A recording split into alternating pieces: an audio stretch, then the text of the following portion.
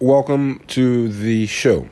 In this episode, we're going to talk about something really cool, a placebo. But before we get started, make sure you subscribe to the channel, like our videos that you enjoy so we know what type of content to bring you. And as always, head over to buymeacoffee.com/Samson King to make a small donation. We appreciate it. So let's dive right into this topic. You know it's a placebo, so why does it still work?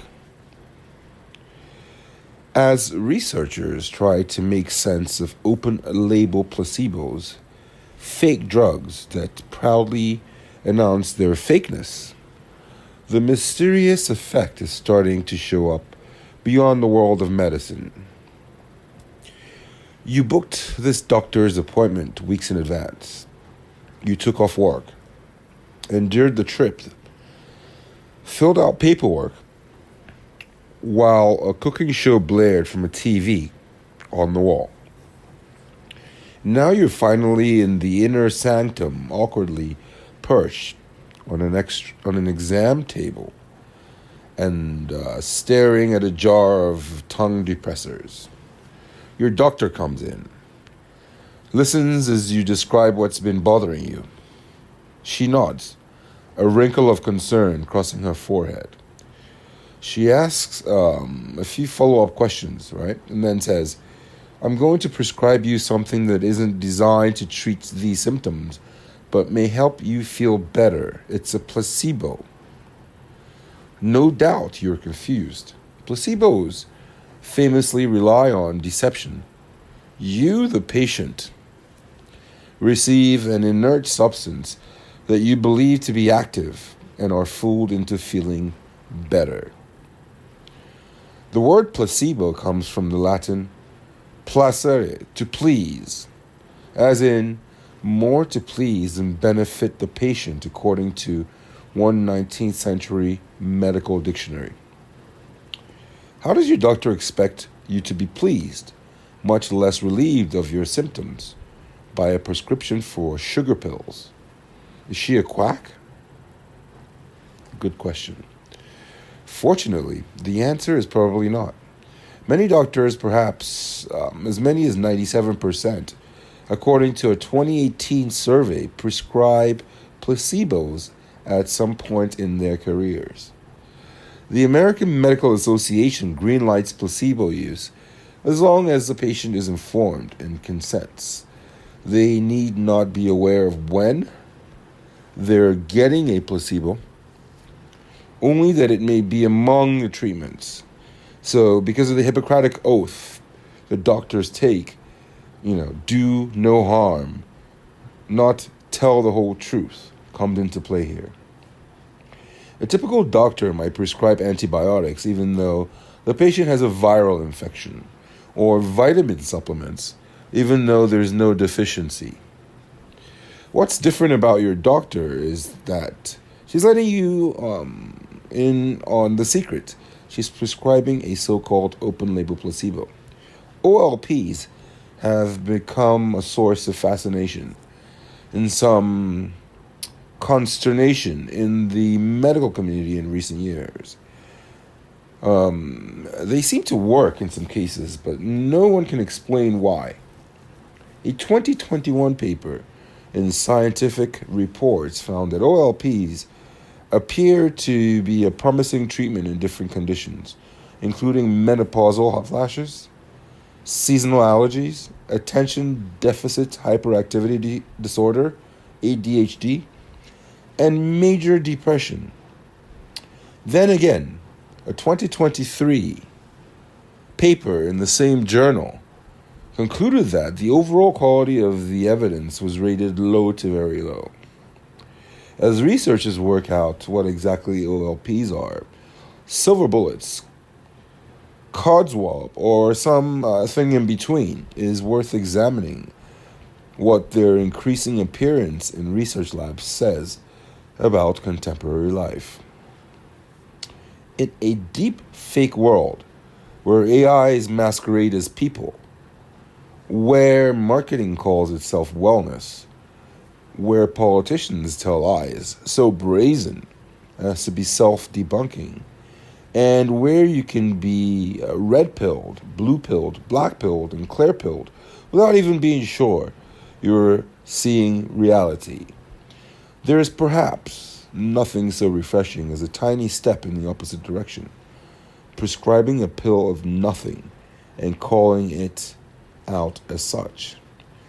So while the idea of the placebo response goes back as far as the ancient Greeks, the open-label placebo has a more recent history.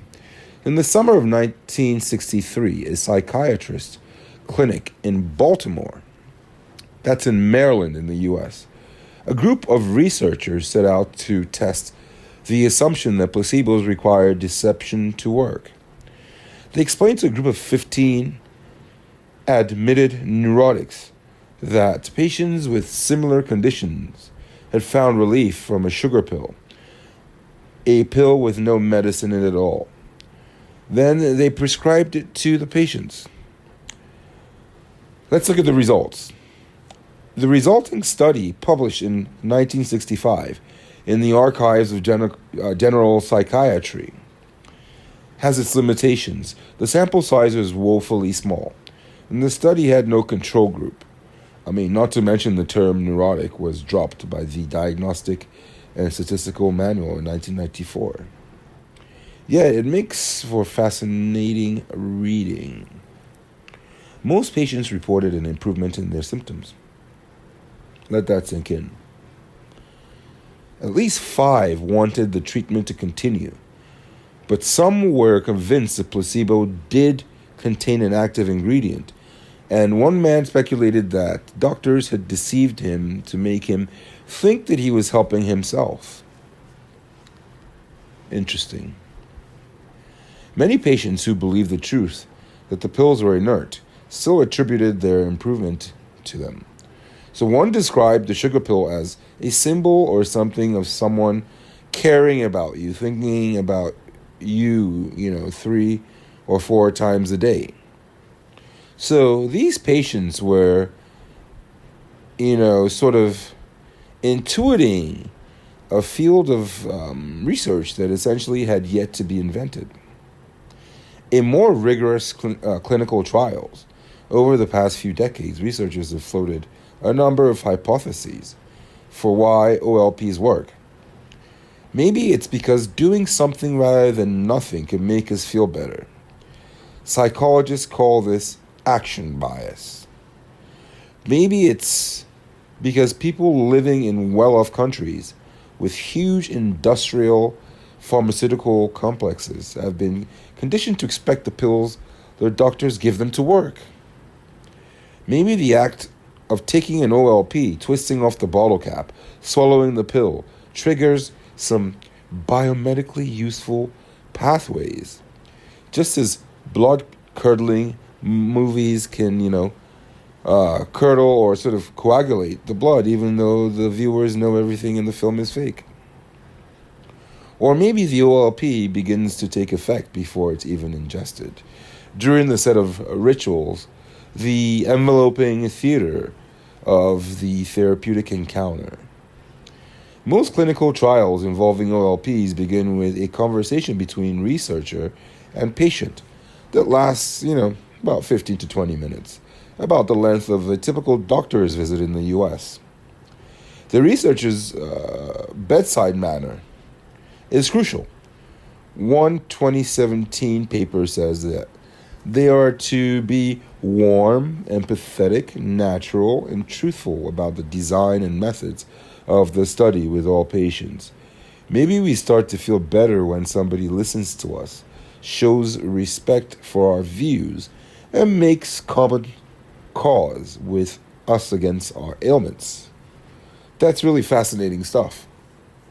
So you might think that having a positive attitude about the nothing pill is what transforms it into something pill. Perhaps OLPs are a sort of meta placebo, a testament to how much we believe in our power of belief. But the real driving impulse for many patients who enroll in clinical trials isn't positive expectation. It seems to be a more uncertain emotion of hope.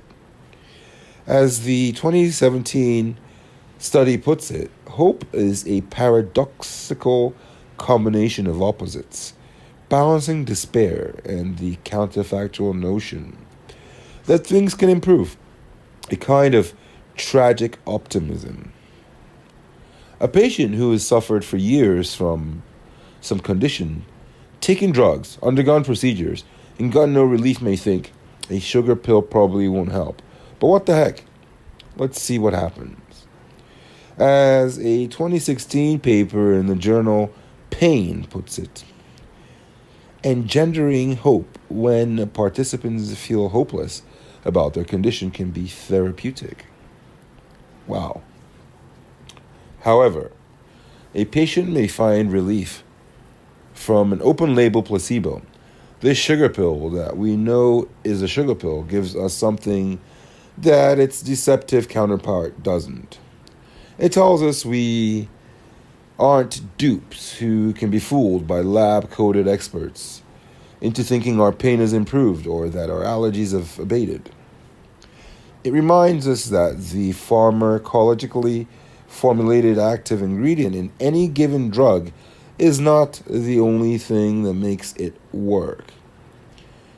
So when you venture outside the scientific literature into the world of contemporary consumer marketing, most of the placebos you'll find are still the deceptive kind. You know how it works. People given samples of chocolate or wine rate the supposedly expensive ones as better even though the samples are identical. Tricky. They like Coke or Pepsi more than anonymous colas that are actually Coke or Pepsi. They eagerly press the button at the crosswalk or, adjust the thermostat in the office, never thinking that these are placebos placed there by traffic engineers and air conditioning professionals to have no effect other than making people feel better. The same is true of save buttons on word processing programs, which have been auto-saving for decades. Right, it just makes you feel safe. And progress wheels gratifyingly make it seem like websites are toiling to serve you up some personalized experience when really they're just stalling for time. These placebos grant us the sense of being in control, even if it's what psychologist Ellen Langer called the illusion of control. Picture going on a website or stopping at a red light and seeing the countdown, 3, 2, 1. You get the sense of control or knowing when something will load as opposed to just waiting impatiently. So placebos also haunt what the political scientist Murray Elderman famously termed the symbolic uses of politics. Right? So in voters, for example, anxious search for direction, Edelman argued, they might be drawn to leaders who can dramatize confidence in a world of many of them find alien. So regardless of whether that performance achieves anything for the voter, in place of impersonal threatening forces, followers are reassured by a tough word to say, a dramaturgy of personal coping, Edelman wrote. So that was in the 1960s, but he could just as well have been describing any number of modern politicians. We use this a lot in PR, where perception is not always reality, but it makes people feel good about certain products or services.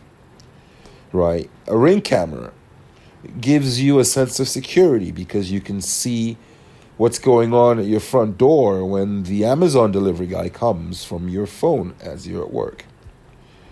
Increasingly, though, cultural as opposed to clinical, placebos are becoming open label too. A whole slew of meta ads, as The Atlantic called them, work on the idea that savvy consumers know they're being sold to. So characters in Wayfair ads say things like, "Are we in a Wayfair commercial? The narrator of a Liberty Mutual ad. Research shows that people remember ads with young people having a good time. So here's a pool party. Call it open label marketing. So, why, when we know the sham treatment is a sham, does it work? My best bet is that whether we're in a medical setting or casting a vote, we want to feel like someone's taking care of us. In a cynical, despairing world, a sugar pill that calls itself a sugar pill might be the sweetest thing around. That brings us to the end of this episode. Please subscribe to the channel and like our videos so we can bring you more great content. As always, head over to buymeacoffee.com/SamsonKing to make a small donation. And as always, thanks for stopping by, and we'll see you next time.